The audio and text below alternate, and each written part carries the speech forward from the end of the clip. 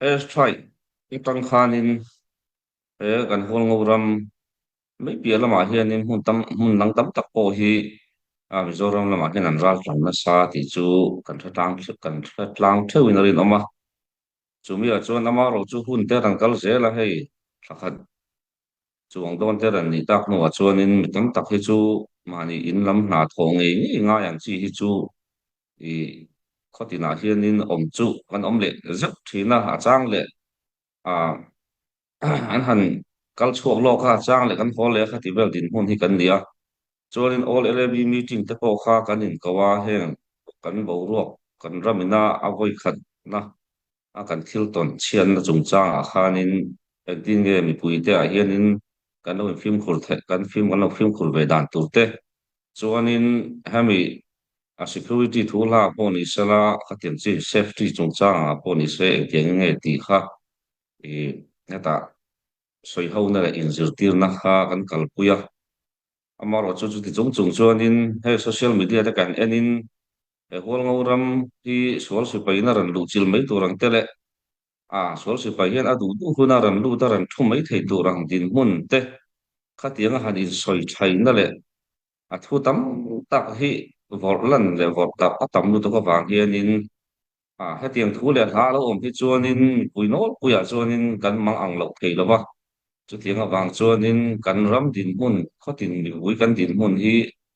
a het lo ani bang me tu din mun a chuan khatiang ang thil tun thleng hian ala nia hen thu le hla hi a op na sa khop maya i heng hi ril ru lam in ti dol na tura in bei dan thave tak chi kha chu ni re ani mel malam tan chuan ti kha à tu na hi chuan mi puila pawh hian kan hre thiam tan bio hi anga chumi a chuan film khur lo chu a thalawa film khur chu tha khop maya ama ro chu ni china pawh khan thu mang kana soi tawng khan helai adon son na tur kan hre theuh anga kan ram bi ka soi ta ila kan ram mi puite a chuanin enga tang hian thu dik tak te hi kan hre zung zung thei thawa chuanin mania meeting kan in kawa kami airstrike safety awareness campaign chung chang a pawh khanin fia tak chuan an soi ngei kan hria ke mani a pawh hian helama kan ram ta na a him thelo tur chin chung lam ang chi thil hi chu a hemi second tina ti mai la minute tina hianin i update om zung zunga khanga te pawh khanin thil tam tak kan in zir tira chuan thu chhuah pawh khan kan han siam ve ngeia kami a khanin an pawh ni sala i keini chu kut na thoka ei zong kan ni a thlai chỉ năng chỉ đến bọn đi xem là khi cần nạp cái này thỉnh lăng là mà chuan chú ý vào chuan đến bọn đi xem là thì tông tông bông à lan ngút lovin lệ tông bông à chỉ ai mấy lovin hiện tin nghe information thì cái này phải dùng dùng thấy thao à chú vào chuan nên hun thì cái này vất thao à con em một chân là chuan thì cái này hiện cái màn hiện tiếng nghe cái thiếu thì kan ram tan mo kan khota na mo ang chia thiran hlawm theom ta se tiang chi chung chang a pawh khan hei hmun hrang hrang a te chuanin a fim khur thiam deuh te ti mai ila te chuanin kawr phai lam hun tam tak a pawh hian an mani a hian han tlan lu mai theina turang chi sahim na ta na bengkar an chi te pawh hi tam tak hi chuan an siam a mal chu a som song chuan an siam chuang lawa hen te pawh hi kan kalpui lo a thei lo na lai kha om ve na zona tam tak a chuanin tu mani in engma bo no ko om chuang lo anan kal don ti po om chuang lo ran kal po ni sala falam na ma po tang wo si paisen chinan army MOD lam ko thei to pin kha chen kan tanga chu tiang chu nia ma ro chu thil a om deuh lak hianin ke ma ni a hianin kan han soi hian thil ni lo deuh po hi niang deuh a chhuah chang te po hi om thina ka tianga wang khanin kan tar le vek thina kan om dan hi mu le mal khoi kan nei thin lo lai kha oma chu chu kan in dem lam ni lo in thil ni sin a po khan kha kan han soi wa lo em chu heta thil tam tak hi tu na henan zo thei thil ni na tak hi chiang takin he makan defense lam te po hian ni nang vil ven renga an confirm reng ani ti lai po kha kan han soi le do chu mi zo na chuanin hemi Mizoram lampo hian in buai thak chuan tinin ka ringa Assam Rifle police te pawh hian hemi li su record chung chang a hian in an ni lama hi chuanin mi tu pawh an ral tlang kan ti don nge khatiang ran lut tur an awm chuan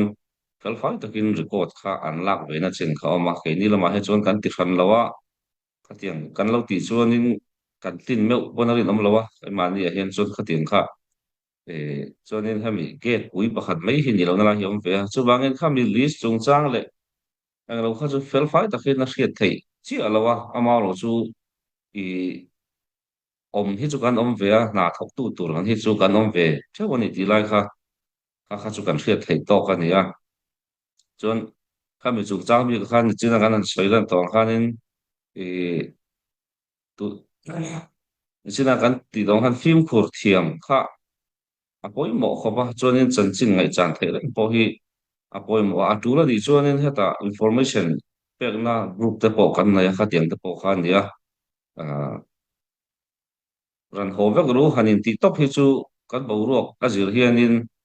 hoi taka hani chhawm chi po chu ni chuang lawa ama ro chu hlau thon lu tuk tur po chu om chuang lawa kha kan hlau thon lu tuk awang khanin kan na zong te kan tho the lo kha te po kha lo ma cái mani a hian kan theng tok chuanin update kha awm pe kan ni hemi information chung chang a po ti kha kan han soi non le duwa chum bia chuanin a bigin thalai hi kan in som duwa hemi no pang le school kai zir lai nei te ang chi te tar kum palam pang to chi chu tau da tha ila mani rama hian ho ila mani na hi thok ila chu ti chuanin information hi kan beton ram thea hata khanin ang kim mai hi na kan thok lang anga tunai hianin heta tul tul ram tanin kan pen chok lang thenga kan pui ton thebo kang ti te pokha kan han soi lang do ama lo chu apoi mo bela chu tuna information kan in pek nang chi te pokha kan la om lo ni chuan khang te pokha in report tan kong te om sala kan in et lu tanga kha tiang khanin ma la khau thea chu ti chuan in mani a na theu kha tlan san tok lovin na po hi a tho the ring tho ni ti kha kan soi tel do chu mi rual chuan hemi tiau cái mà ni về là po ni se hemi kan administration hi pangai takin ala kal reng thawa ti po kan soi lang do ha ta bo ro ko om do la khen mi pui te hi chu han soi han tlan su han ti chi chu ni chuang lo wa ama ro chu thil tam tak hi kan han confirm kan se pai lam hen an confirm zung zung thaya khatianga ko khanin thil information hi kan pe zung zung thaya cái mani po kan phim ko thiam kho chuanin kha thiam kong po kha awm reng thawani ti kha kan soi do a ang lo huai san du to ka han in som thiam kha chu ani na taka chuanin e za za kha kanin a tiam thei mi lo na lai kha om be ni ti lai te kha chu min lo sia sak sala ama ro chu tong po nga thil ang ani ma a ami ami pui zong zong ti chi ai tul kho pa bo rok siam te po he thalawa mi pakhatina thil kha tiang zonga ti chuanin mi dang zong zong po khanan oya kan thu sia dan la hi ai nang lo hlom thei khom me chu wangin helai a engkim mai thu ani na takte thil ni dan te po ni sala adon san thei vek ani ti lai khalo ni sala chuanin i hetia motora ran kal nal nala ran thleng mai tu ran di lo lai te po hi mi pui hian kan hriat ve hi ngai ka tia ta hianin thei to pin i anan thlang thei lo na tur hianin ruam man na po hi a om teuh ani ti lai te kha kan han soi bel thei tong na me ro se kalo me hu ram ta na mar tan nun na hlan tu ti kan nei ve nuala ti chu ta chuanin an ma ni tan hian enge SPO na tang na kan han pek thei ti a chuanin tu na hen ani na taka chuan kan sipai tang mek te e ina an don ang chi tu na stipend kan tiang chi te po hi a fulin an donga chuan khami ma po khan ni sala mi kan sipai atanga anu pui nei amo chung ko har sa deuh bik ang chi kha kan sipai ata war office lam lo zel na ina an local pui angin e tan pui na kha a stipend an kha pe tak pe thina chuan tu na hian in aram chung a khotin chung khotin atanga hemi kan sipai ta na a stipend mo hemi a tho khan na kan pe te po kha khang ale po kana fulin an dong ve kan ni ti lai kha kan han soi go chuanin abikin tuna latang be a ram tui dei lo ti mai la tong moi lo ni lo kam sala te pawh hi ang lawa kan ti thei tawk helaya wheel track standard kan ti dawn ami a tiang chi te pawh khanin a in chhawkin heta me hnai in kan kalpui ve a ti kha ni sala khamia khanin SPO lam tang kan tan pui na tia chuanin abikin sipai lam khanin lo man na anan siam zela a kha chiang tu garan dia khang te pawh khanin kha kha lo ni phot sala chuanin healthcare chung chang bi ka hianin FOC kan ti hei criteria a awm a chutah chuanin kan damdawiin na a tin ang tawk i pek vek ania a bikin kan sipai tang lai te zawng zawng ang chi te kan police tang lai zawng zawng ang chi te tuna atang mek te kha chu an mani bik a chuanin in an kawr ngai le ti chi ni ani chuan khang kha an kim mai kha pawl hmangin na tum veka damdawiin lam kon thei tawk a chhuah a chu ti chuan kan damdawiin lam pawh kan sawi kai nga an han thawk rim viau mai a a tiang ngah khanin thei tawk an chhuah a hei an thawk lawk khawp mai a chu ti chuanin FOC bik a chuanin atang mek a te kha chu a ful vekin pek an ni ti lai kha lo ni se chuan martal te pawh ni se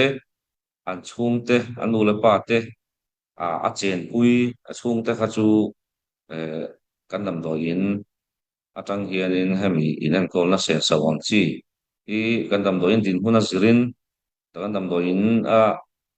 an ti thei changin a fulin an pe tema damdawiin atanga har sanna awm deuh chuanin i za som riat vel hi chu kan pe thin ani amalo chu hei hi a reng rengin a awm chuang lo wa anin an in pan khawtan en tir chu chuanin a fulin an lo pe thei zel ani ti lai kha i kha zawng kha ani maya hemani hema taw deuh eng lo hel kher lam chuanin chuanin khamia khanin tunah hianin hei recommend na ang chi te pawh hi kan pe an ei kan hul hnung lamah hianin hei reserve force tam tak kan nei a an ni te pawh hi ni sala helama an duty hun lai ang chi te le chung ko lama pawh te ma sana nei deuh te lam ani chuan helama head office lam an headquarter lam hriat pui na in recommend na le kha in hei hi kan damdawiin kon thei tawk kan lo chhuah an pe ve thei zel ani ti kha lo ni mai ta se khami bi ka chuan education hi chu tam tak hi soi rem lo tur hi awmin ka hria ama lo chu tunah hianin hemi falam lam chin len lama ran nor til ni kum october vela tang khanin thei ang chuanin kan education hi kal thawa ama lo chu tam taka chuanin hami pangai tak anga ran thei lo na chin kha chu awm ve ni chu tiang te ni wang chuanin mani a khanin education hol education council hi din tha an tia chu OB pon meeting te pona pass buya pol pui pona hriat pui na ina kala kami a khanin tum chan ber chu i hemi funding zon ang chi te pon i se katiang ang chi hemi zirna tan bi kang chi ma so na tur lamte ang kim mai atul tu lang chi kami bui pui tu tur kha ading chawa ti lai kha kha ba kha chu soi lo ila thain ka ringa chan chu tu na hian tiangin nge hemi akal mek zel ti hi chu i han soi thui biau kha chu tu na hian security thu la hianin a phụ chia lo me la ni ti lai kha kan ha soi thei tawk ni mai se khami pi a khan soi mai ta kan leim chu ka khalawa khami bi ka khanin zona ne khami khati ba kha chu kan ma tau te ko ni sala han soi jaw biau tu kha chu om than lo ni ole ka lo me ole pu mo re tra ka lo me ye hemi kol pu ye tanga ka li tanga helam pang ran kal motor hi tu thlang hi chuanin an ran dang char mak to lawa tanga takin motor te lian zong zong hi tlang ren the ni ti kha kan han update thei ania chuanin kan rin ang em le social media thil lang ang em hi ani lo na tak tak hi oma sila po kan soi tak to hela ya po hianin ni sala sila kan soi tong khan thil lenga model le silai pu ka ma bom pu ka ma te hi a om hian in an in kap ta fut fut anga thu ran chhuat tam tak te hi oma ama lo chu ala ko chu ma mi tam tak te po hian in na chang an sai deuh te ti mai la an an dong song zung zung a khai ni pon ka si pai te pon kon pham zung zung a khá tiang a chi te po kha nin eng ma hi lo khol le duk tu hi la om lo wa tu thlengin chuan mani nimin pia lam ta kha chu à thil khan an test khan ni bera chu ta chuan in eng ma thil poi thleng po kha om lo ani chuan hei tu na line soi motor kan ti mai chu ha tiang te po hi la pan chong lama tlan te po ma ta han lama dai ga lu te po om thawa khang te po kha tu na hian in kong a hian in duty na mun bi te chu an lo nei ve so se fai hian chuan heta te dim miu chung po hian an kal tlang veka chu ti chuan in an mani driver te na an kal dun lo lam kong hian a kal thei veka hemi chung chang a po hian kong han block top te motor han block top ang chi te po kha om chuang lawa chuan ke mani la mina security thu la kan thu chhuwa anga thil kal tam tak po kha om thawa kha tinga po kha din driver te po ni se khor jin ve vak tan po hian har sade mem hi om san lo ani ti lai kha a kong chu chang a chuan in kha kha kan han soi thei ni mai sela thil dang tam taka chuan ni e hei ni sin a po khan kha defense lam thu tha tak tak kan ngai thla mi kong a hian in kan mi pui te po hi tam tak hi beidong lo tur hian kan han in cha duwa hemi kan ramina i tun thleng hianin in chi khat pon an tol chhuak ti po hi kan la phelawa information le kan si pai lama intelligent atanga thil kan hriat thei china chuanin chu tianga ni lai chuanin tam tak hi chu phim khur chu a tha kan soi tawng khan phim khur ngai hi chu nga ya ama ro chu e ami pui te po tu ma dem thei po kan ni lawa dem na po awm chuang lawa in dem lam ni lovin heng ate po hianin thil tam tak hi chu phim khur tu la ang chiam mo rem ruan na te ro man nang chi tam tak hi chu kal pui lawa thei lawa ama ro chu khatianga ni awanga e atun le tu da thil ran thleng mai turanga ngai na hi alien ber ania mi pakhat atu te pon ni sela thuan soi hianin mi pui hi chuan kan oi huk zel mai a ti hian kan ri kum zel mai a boi thla khop mai a hemi kong a po hian a bikin ni sin a po kan soi lang to a ke mani a hianin a thei ram chuanin heng information ang chi te po hi in don san zung hi tha min chu tin an soi a ti mai mai a khop le li tu le chi a li tu hi ke mani a po hen kan in ti ha ni ti lang kha kan soi le do a chuan hei ni chin a khanin kan thla to a kan in ma chon dan te kan in bua sai dan te le sum kan ma mo dan ang chi te po kan hria a heng hi e